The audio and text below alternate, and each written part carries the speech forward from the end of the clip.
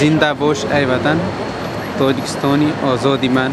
سرافرازی احمد این جوانی پاکستانی که 5 سال باز در تاجیکستان تحصیل دارد برابر آموختن زبان تاجیکی سرود ملی این کشور را هم از خود کرده است. سرافراز با هم سبقان تاجیکش در محفل تجلیل از 21مین سالگرد سرود ملی هم شرکت داشت. 21مین سالگرد سرود ملی تاجیکستان یکجا با جشن سرقانون و 70 سالگی مؤلفش گلنظر کلدی روز 4 نوامبر در محفل ادبی در اتفاق نویسندگان تجلیل شد. این سرود را شاعر تاجیک زمان ایجاد کرد که 49 سال داشت و آزمون برای انتخاب گیمن تاجیکستان اعلان شد. از میان 114 آهنگ دیار ارجمند ما در سال 1994 چون سرود ملی انتخاب و اعلان شد. گلنظر کلدی مؤلف این ترانه میگوید دوام 21 سال در برابر دیگر سیاست‌ها این سرود هم برای به هم آوردن مردم و بالا بردن روحیه ملی و وطن دوستی خدمت کرده است. این سرود را می‌نویسم 49 ساله بودم و این سرود با 70 درآمدم. که همه در سال هم خودم خدمت کردم هم سرودم. خدا اگر عمر داشته باشد با خودم خدمت میکنم، اگر نه این سرودم باز خدمت خواهد کرد.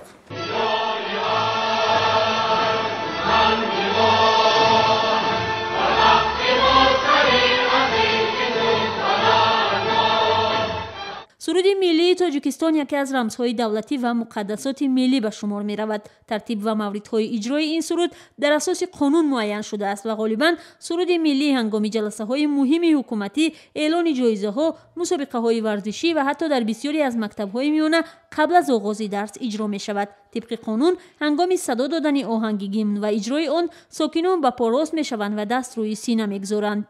دانستن سرود ملی برای ساکنان عادی مجبوری نیست، اما صاحب نظران میگویند برای جامعه مدنی آگاه بودن از متن سرود ملی شرط و ضرور است، اما کم کسی آن را به اشتباه میخواند.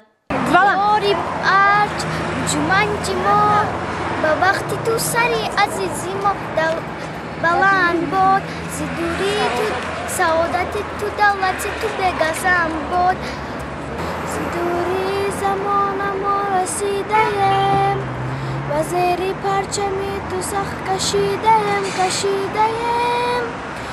زنده باد ای وطن تاجیکستان آباد ما. زنده باد ای وطن تاجیکستان آزاد ما.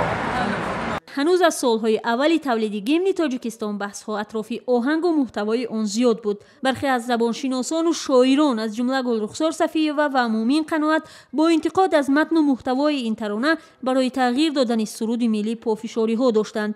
عوض کردن سرود ملی با از خون سیاوش می بازار صابر در اجرای سیدقل بیلالوف پیشنهاد اهل ضیا و ادب بود. منقدان این سرود بیشتر از آن ایراد میگیرند که ترانه به زمان امروز موافق نیست و در آن تاریخ ملت بازگو نشده است و نمیتواند غرور و افتخار یک نفر را بالا ببرد. اما با این همه از سرود دیار ارجمند ما که حالا میان نسل نو و جوان تاجیک بیشتر با نام دیار ارج معروف است، یگانه ترانه است که تاجیکستان را در دیگر کشورها معرفی میکند. ارکسترهای اکثر دولت‌های جهان آن را مینوازند و دانستن آن برای هر فرد تاجیک توصیه داده می شود. گلنظر کلدی مؤلف این ترانه با گذشت بیش از 20 سال از ایجاد متن آن بر این باور است که سرود ملی به تحریر نیاز ندارد و مطابق با زمان امروز است. در همون مقاله که شما یادآور شد بود که در زمان سالسمگی بود که نه 20 سال گذشت که زمان دیگر شد که خیلی زمان چکار میشه از دوره زمان ها رسیدیم با زیر پرچم اتصاف کشیدیم زنده باش ای وطن تاجیکستان آزادی من. کجا این کانه شد که تو هستی و همه جهان حبیبی ماست، کجا این کانه میشه؟ خیلی درگاه کانه شد. خیلی نمیدونم باز سازوده هر خیلی است. ولی میگوید گلنظر کلدی حالا دیگر برای وی این بحث ها مهم نیست، زیرا بعد از این اگر 100 بار دیگر هم متن ترانه عوض شود وی همچون مؤلف اولین سرود ملی باقی خواهد ماند.